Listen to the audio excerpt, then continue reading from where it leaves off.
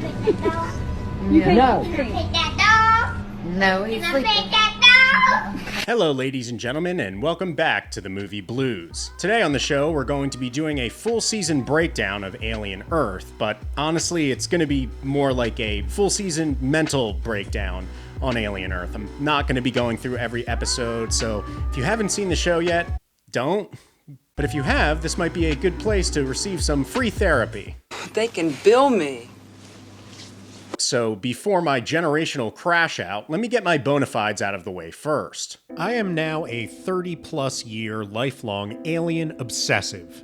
Every film and property in this franchise has acted as a unique marker in my media consumption history, and I find that each film in the series is special in its own way. I'm not the guy who spent years bitching about Ridley Scott's prequels. This is the man who literally sketched Alien into existence with his bare hands. Who am I to tell him what is or isn't Alien? There is no Alien universe without him, and I find bashing his prequel work as lifeless and brainless as people bashing George Lucas for the Star Wars prequels. These film universes are the babies of their creators, and I've trusted those creators quite implicitly. Until now. Over the past decade or more, we've seen what happens when these beloved franchises end up in the hands of people who think they know better, like this bowling ball-headed f***ing Fruit Loop. And I'm done pretending like other people know Star Wars or Alien more than the people who created Star Wars and Alien. Moreover, I don't bash the prequels at all because I actually love them. They are risky, they are gorgeous to behold and epic in scale, and they introduced ideas to the series that I personally found absolutely riveting. Ridley and Damon Lindelof found a way to open up this series beyond pulse rifles and motion trackers, introducing the kind of grand-scale epicry into the series that it always commanded. What I'm trying to say is, I love Alien. I have an Alien and Prometheus tattoo sleeve. My shelves are lined with Alien comic books, novels, and collectibles. And each film in the series has stoked my imagination and gotten my blood pumping more than any other franchise. I'm not making this video because I hate Disney. I'm not making this video to go 1v1 against woke. I'm here to talk about Alien Earth within the context of its very nature. It's an Alien prequel show set in the Alien universe. I also want to look at this show from the lens of its creator, Noah Hawley, who with Legion and Fargo had become a near-mythic character in my mind for televised franchise reinvention. When I heard Hawley was our man for this project, my excitement went nuclear. This is a guy known for risky reimaginings, for taking a well-known franchise and deconstructing it down to its thematic and artistic core. Legion took the most mainstream comic book franchise from the 2000s and turned it into a mind-boiling examination on mental illness and a psychedelic head trip through the X-Men film world, a series that plays things mostly safe. But Hawley is a risk-taker, a genius reinventionist, and a creative who seemed poised to take this series into the next dimension. And it was wrong. It was a bad call, Ripley. It was a bad call. Bad call. So color me surprised to find out, week by week, for 2 months straight, that Hawley prolifically fumbled the bag here. Because Alien Earth isn't a brilliant deconstruction, it isn't a trippy mind melt, and it doesn't really reveal anything about Earth, the Xenomorph, or the Alien series that we didn't already know or assume. And so here we are, beneath the smoldering ashes of the husk of Alien Earth, with the corpse of an 8-week television show in our laps that is festering with some of the worst writing, world-building, characterization, direction, and screenwriting that this series has ever encountered. It isn't a deconstruction or a reimagining so much as it's a broke-down washing machine full of clothes we've worn 1,000 times, sloshing around in lifeless circles. Even if you extricated all of the lore-breaking elements of this show, and believe me, there's a lot of them, you'd still have a totally lopsided, horribly organized, horrifically edited, and deeply ill-advised sci-fi TV show with some of the least researched, most boneheaded writing I've ever seen. The sheer stupidity leaking out of this show, from the writing to the characters to the world building, is so irresponsibly hasty that I'm having trouble tracing the logical damage being caused in every direction by nearly every scene and character in this show. Shut up! Like Rings of Power or Star Trek Discovery, Alien Earth feels like it was written on a Wendy's napkin over a drug-fueled weekend. And it just happens to be wearing a multi-million-dollar franchise IP skin suit. This logically empty, lore-breaking, and generally exhausting approach to writing TV is a trend that has run absolutely rampant in our Disney Plus era dystopia. And Alien Earth is the chief offender of the idea coming first and the logic and common sense coming later. Look, I get it. I've spent a lot of my life smoking the devil's lettuce and then coming up with a great idea without examining that idea's ramifications and logical gaps. And I've done that just because an idea felt cool. It's kind of like the way M. Night Shyamalan runs his entire career. Cool idea, doesn't think of the ramifications, but at least he's got an auteur style that kind of carries these broken ideas to their fruition. But it is that stoned-brained approach to media literacy that is the king and court of Alien Earth. A show so incredibly bankrupt and empty in its creation that I feel ashamed to even add it into my headcanon for this overall series. In an effort to soothe my broken brain, and in an attempt to get my channel absolutely infested with violently annoying, toxically positive alien fans, I've decided today on the show to break down a lot of the broke-down elements and unforgivable mistakes wrapped up in the wreckage of Alien Earth. Or at least I'll try, but to begin that process, we first need to examine the stupidity.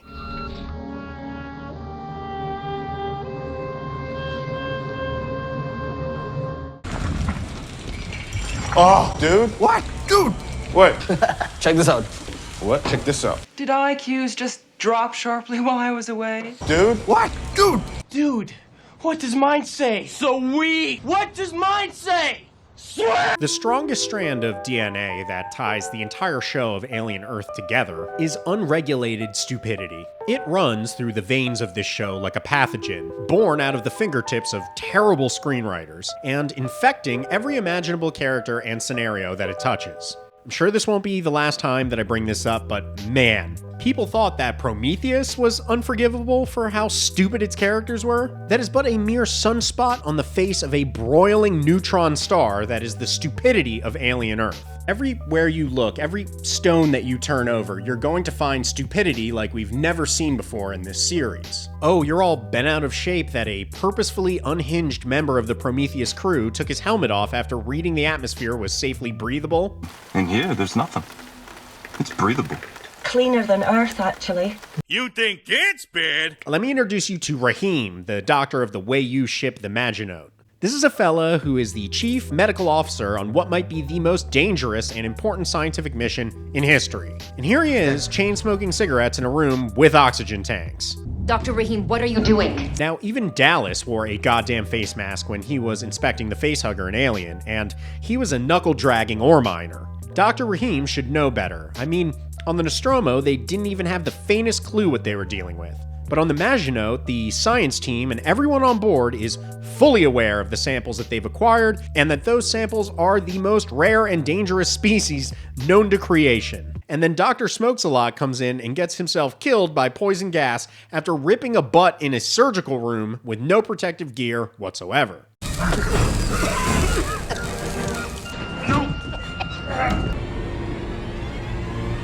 I can take your mask off.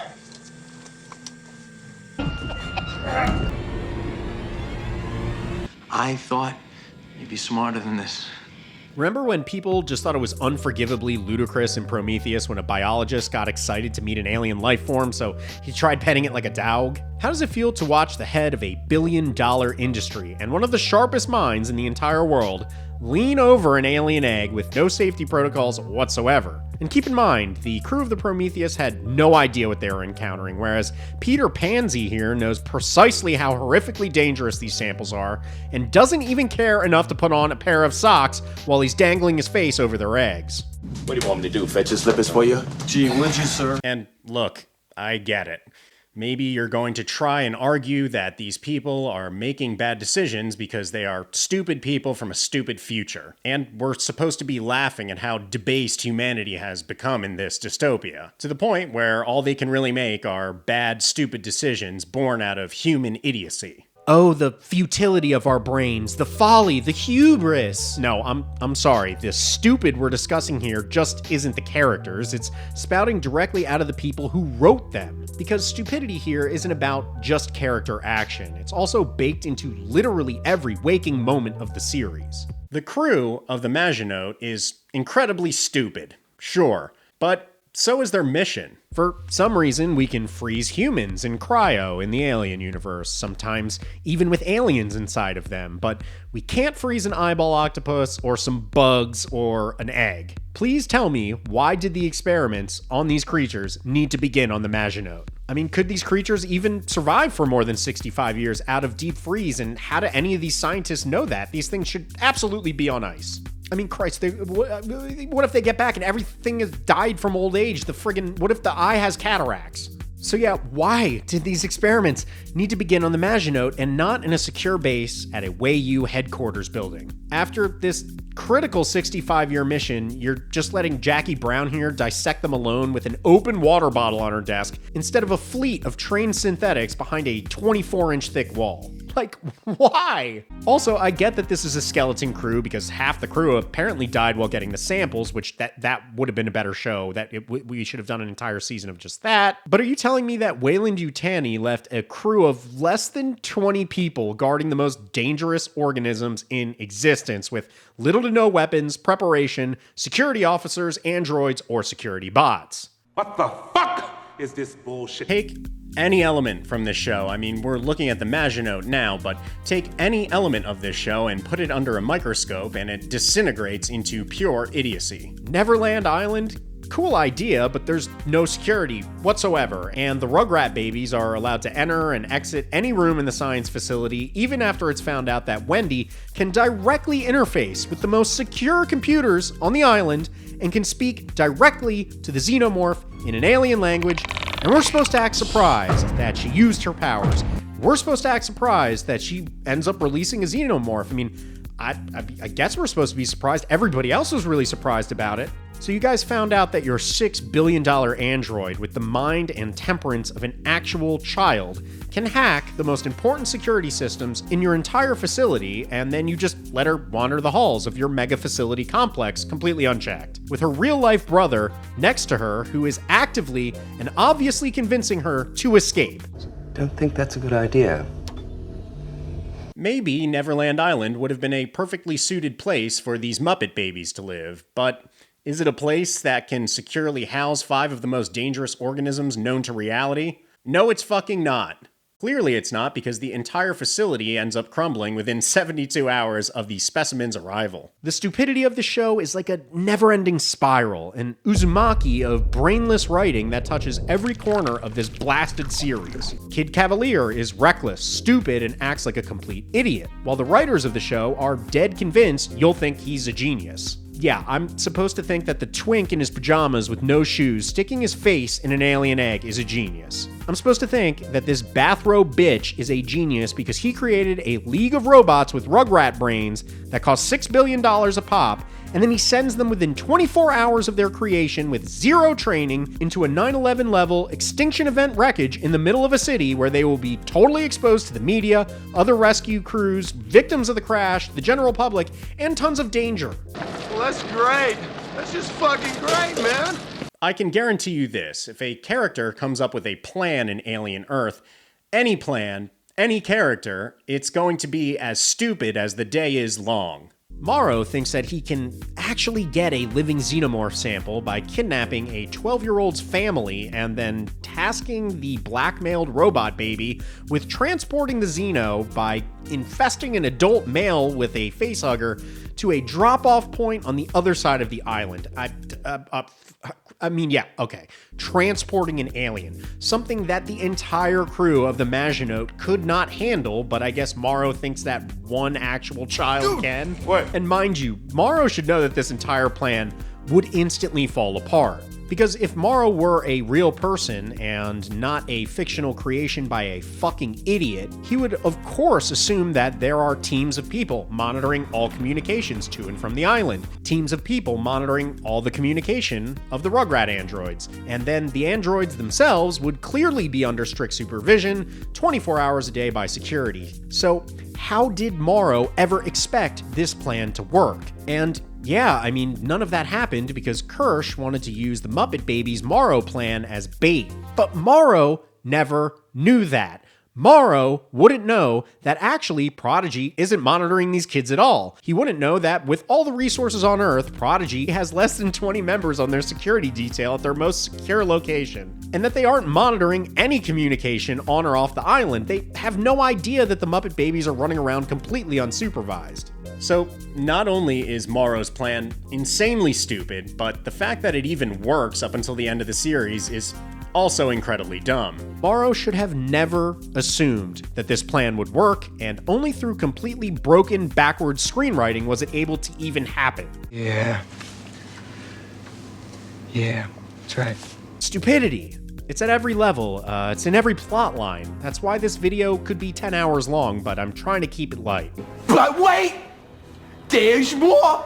Oh, so your robot freaked out and then threatened your staff after claiming she was pregnant. Okay, let's reboot her and immediately allow Wendy to trigger all of her worst erased memories with no supervision. Oh, you've created a $6 billion android that are a massive secret. Expose them to the public, send them to a crash in the downtown district of a massive city with no training, barely any supervision, and the only weapon that anyone on this team has is a goddamn paper cutter. Oh, you've captured the most dangerous animals known to civilization. Don't protect them with your army of trained synths. Don't separate the samples in your lab. Just stuff them all in a big room with big open windows like that dude's house from 13 Ghosts, and allow a group of 12-year-old idiots to interact with them.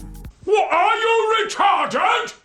That won't work! Guys, I wanna like this show. I mean, everything in my blood told me I was going to love this show. I mean, I was even able to overlook the plot and logical inconsistencies in Prometheus and Covenant, but woof, how can you sit here and swallow this for 8 weeks straight?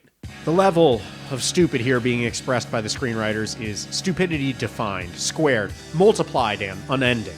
And atop this massive trash pile devoid of any logic, we have the main characters of this show that I haven't even gotten to yet. Maybe the stupidest element of this fucking show, the characters who are meant to act and speak stupidly on purpose because they have the brains of children. If the rest of this show was a meditation on hard science and galactic philosophy, then these Muppet Babies maybe could have worked. But when you have characters that are meant to be stupid, living in a world which is accidentally written so stupidly, then you've got one of the hardest IQ-dropping experiences in TV history. It's a lot to bear, and honestly, I haven't even scratched the surface. Somehow, all this idiocy could be manageable if the lore of the show, if the titular alien of the show was handled properly. And that, dear people, is where Alien Earth truly falls to pieces.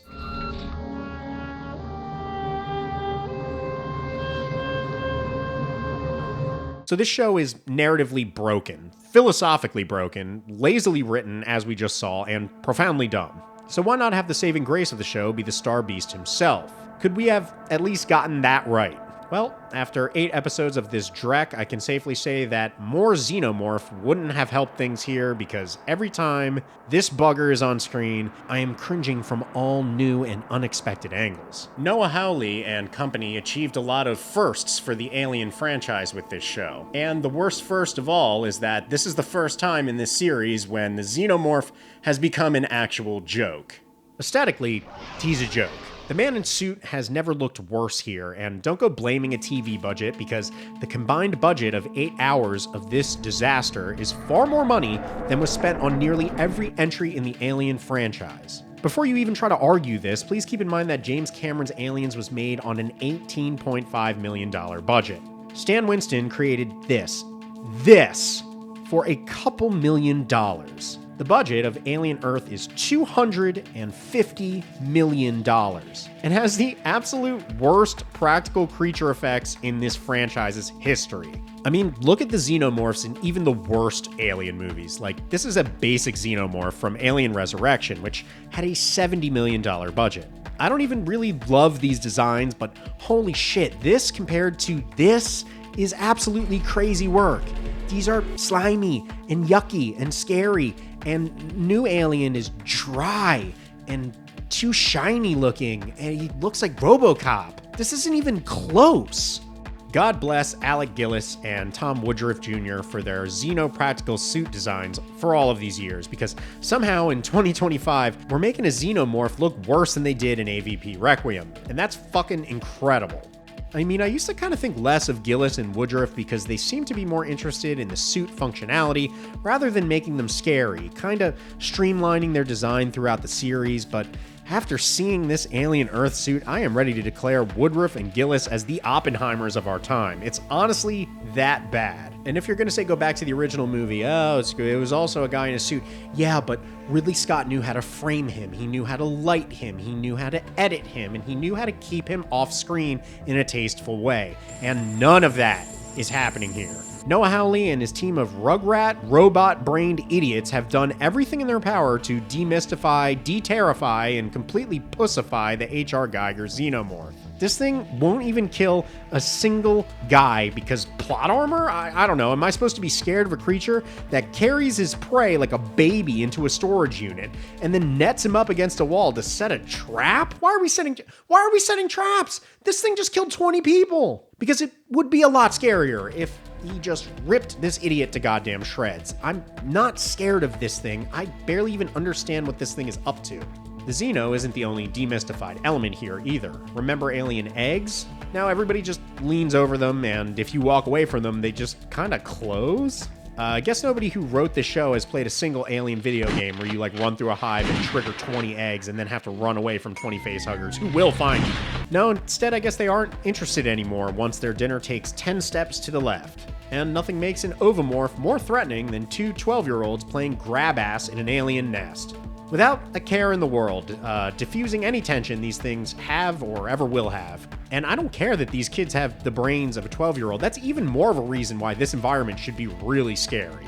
Not like a good place to play fucking hopscotch. Oh my god, the scene, dude. The scene was fucking utterly shameful. Anyway, remember the alien, guys? The thoughtless, empathy-free monster from our nightmares?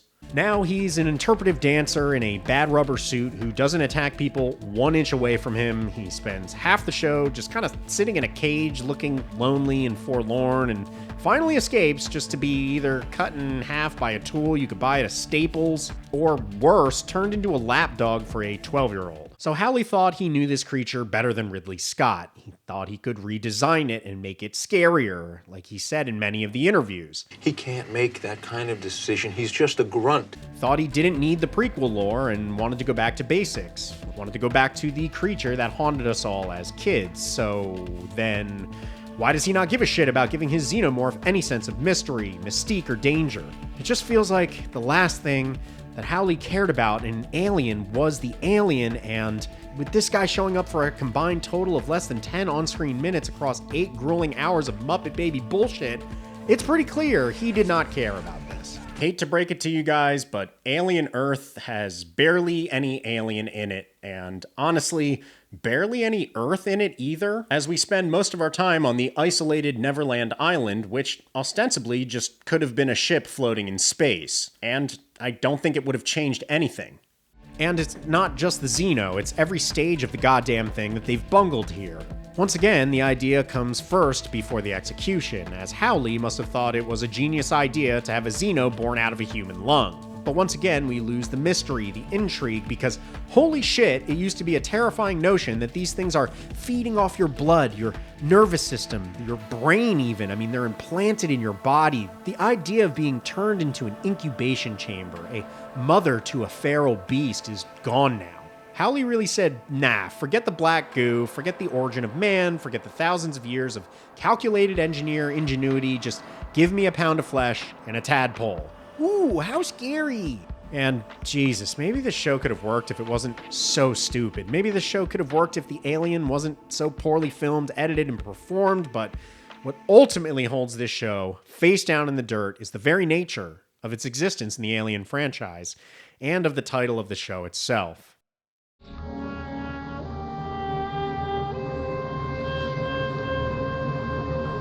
So if you strip away all the stupidity, terrible character design, illogical script writing, and boneheaded characters, what do you have here? An Alien prequel, and a highly destructive one at that. After months of Noah Hawley in the press saying that he wanted to distance his series from Ridley Scott's prequels, and yet the most he ended up giving us was just another prequel with just as many logical inconsistencies and dumb moments as the movies that he's trying to get away from. Alien Earth takes place before Alien, and to this day, after suffering through 8 hours of it, I can't really figure out why. This is rumor control, here are the facts. Alien Earth is a prequel to Alien, but doesn't function as a prequel because half of the events of the show don't seem to gel with what comes next. So you mean to tell me that 2 years before Alien, Weyland-Yutani knew where to source a xenomorph with ease? Whereas in Alien, they seem to not even know about LV-426 and just happened on a chance encounter with the beast via a bunch of ore haulers who ended up in the wrong place at the wrong time. If Weyland-Yutani knew about the xenomorph, why didn't they just go and get more of them? And if the Maginot got the Xenos from LV-426, I mean, God forbid if that is what these idiot writers actually thought, then why on earth would Weyland-Yutani put a colony of families there in Aliens? Why don't you just check out LV-426? Because I don't have to.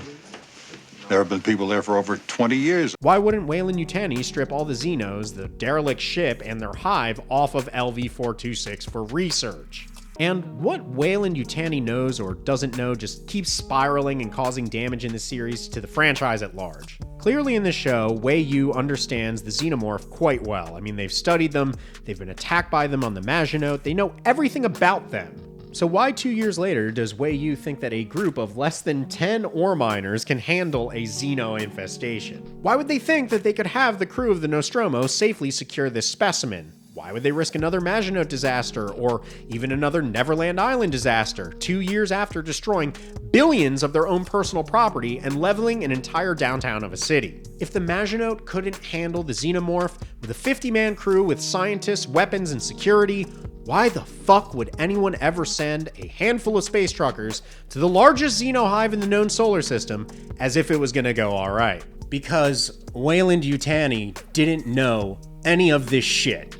That's why. They didn't have a clue what the alien was when Ash contacted them in Alien, and if you don't stay true to that idea, the entire narrative flow of the first film kinda just crumbles. Either Weyland-Yutani never communicated anything that they knew about the Xenomorph to their own company across generations of research, or, more logically, the people who wrote this show once again sided with a cool idea before examining the ramifications of that idea on the franchise at large. It's okay if you want to ignore Ridley's prequels, even though I absolutely hate that stance. But to fuck up the lore of the main series as well is just ludicrous. We're fucked. No, you're fucked. Guys, aliens were not on Earth before the movie Alien. We didn't know about them, they didn't get loose on Epstein's Peter Pan Island. Literally the first two movies of the series, which Howley said are the only two he respects, those two movies now make less sense with the existence of this 8-hour turd sandwich.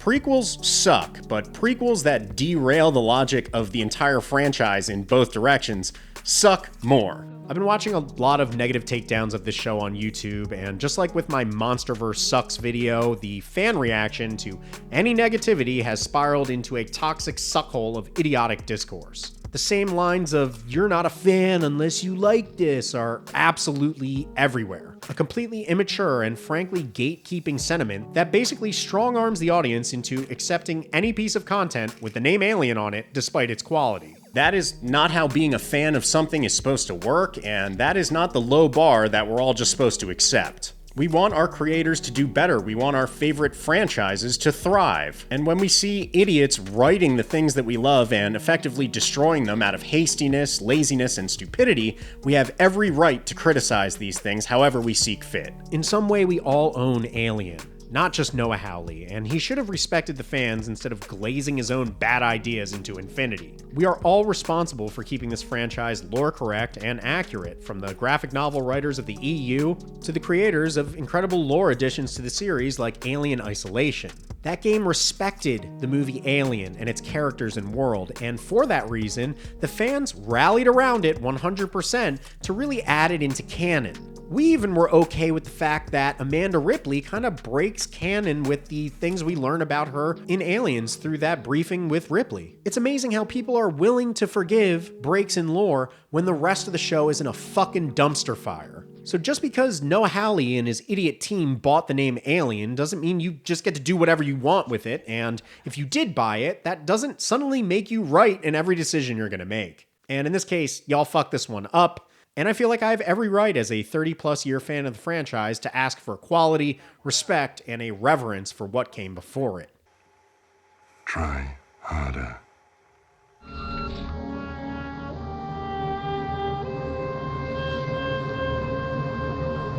Look, I'll be honest here, folks. I wrote this script and began producing this video after the premiere of episode 7 out of 8 of the series, and I'll admit that was pretty risky. There was a chance that the finale of this series could have righted some wrongs here, explained away some massive logical fails, and maybe even introduced some new and incredible elements and twists before the butt rock credits rolled. If Hawley would have sunk a 3-pointer buzzer beater here, it could have derailed this entire video and sent me into yet another spiral. Thankfully for all of us, except maybe fans of this show, the finale of Alien Earth was easily the worst episode of the entire series. Hawley really laid himself bare with this episode, not only exposing the writers of the show as utterly directionless dick teasers, but it really highlighted the hastiness and greed with which this shit show was created. I guess fuck everything you cared about for 8 hours, because all you're gonna get is 40 minutes of direct setup to a second season that'll take 2 to 3 years to produce. Remember how every Alien film somehow ended with complete finality, the Beast destroyed, Ripley on the lam, and a sweeping shot of space to drive it home? Well, not here, guys, because episode 8 resolved next to nothing set up in the series. The eye-boy that everybody loves, like Grogu, got shafted from what could have been the best scene of the season. Morrow and Kirsch finally fought to the death, but nobody even died. The Muppet Babies were finally captured, including Pippi Longstockings, who literally died in the last episode but is just fine and sitting crisscross applesauce in a prison with the door wide open and no security. The island wasn't destroyed by Weyland-Yutani. In fact, they were just arriving in the final moments of this episode. The Xenomorph didn't do anything cool outside of aura farming with his baby bro. There was no queen, no engineers, no predator, no Earth War teased, no hive, no showdown between Yutani and Boy Retard. Absolutely no one died, as plot armor flowed like wine during the fall of Rome. Fucking 98-pound soaking wet hermit survived yet another encounter with a supposedly deadly species. In fact, the only real resolution given by this episode is finally maxing out the OP meter on Mary Sue Robot, who now can control synths, computers, and all xenomorphs with her calculator brain and a bit of whistling. At least Mary Sue Robot got what she was after, because nobody else here did. Not the audience, not the fans, not the diehards, not the prequel stans, not even the James Cameron alien shills. No big battle, no big reveal, and a finale that felt like it ended before it began. So thanks Hawley, thanks Disney, you guys knew how to keep my video essay from falling off the rails here. Because holy shit, this was the lousiest finale since House of the Dragon Season 2. But worse, because at least that show had one good season to fall back on when it became an anticlimactic blue ball festival. The only thing I could even think about after the rollicking notes of a terrible Pearl Jam song played over the credits was, I say we take off and nuke the entire site from orbit. It's the only way to be sure. In conclusion, this video was not long enough, I assure you. The problems of this show's writing, of its terrible characterization, its paper-thin allusions to Peter Pan, I mean, there is still so much to deconstruct and roast here, it's honestly not even funny or cool. When it comes to breaking down the sheer stupidity and lore-breaking assault of every minute of Alien Earth, 10 pages of script doesn't even touch the tip. The bottom line for me is that this is the sloppiest, most pretentious, and worst written Alien project ever. I would and will rather rewatch any single film from this franchise before ever suffering through this again. It doesn't make me a bad fan. It doesn't make me a Disney hater or a right-wing grifter. It doesn't make me anything but a person with a functioning brain, and that brain hates this show. And I'm truly sorry if you do love this show, because to me, that means you've lowered your mental bar to a degree where writing as bad as this has no effect on you whatsoever. If your immersion wasn't broken by the end of every episode when some butt rock started playing, if your immersion wasn't shattered when they fucked up the lore or disrespected the series, that makes you less of a fan, not me, because you clearly don't know what series you're dealing with, and you clearly have no eye for actual quality. I'm sorry that a TV show, to you, needs to be something that you watch with one eye on your cell phone and cereal lazily pouring out of your mouth like you're having a stroke. Don't cut me off when I'm trying to actually intellectually tackle this thing just because you've resigned yourself to eating literal shit with a smile on your face. Like Rings of Power, Alien Earth turned out to be a very badly written show in a very expensive franchise skin suit. For now, I'm happy to begin the process of erasing the show from my headcanon. A disrespect to its source material, a laughable joke of bad and inconsistent writing, and for my money, the worst entry in the Alien franchise. Just do better. We deserve better. And don't be afraid as a fan to ask more out of the people who get paid millions of dollars to take the stories that we love and then promptly reduce them to their dumbest form imaginable. As for now, I am DS Lyons, only surviving crew member of the USS Movie Blues, signing out. Cause I love you, and I love you, and I love you, and I've seen all your movies, and I love your movies, and I think you're the best.